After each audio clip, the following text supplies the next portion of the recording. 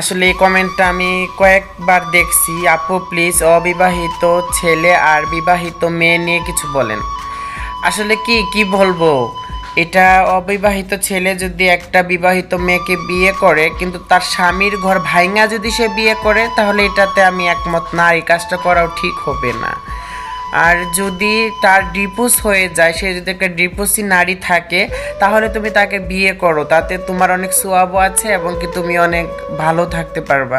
কারণ সে জানে মন ভাঙার কষ্টটা কেমন, সে আশা করি তোমার মন ভাঙবে না কখনো। আর তার মনে এমনিতেই অনেক কষ্ট আছে, কারণ সে একটা ডিভোর্সি নারী। তো তাকে যদি তুমি ভালোবাসা আগলায় রাখতে পারো, সে তোমার জন্য মন ভরে দোয়া করবে। আর মানুষের দোয়াটাই হচ্ছে আসল। মানুষের দীর্ঘশ্বাস নেওয়ার চাইতে মানুষের দোয়া পাওয়াটা খুব উত্তম। আশা করি বুঝতে পারছো।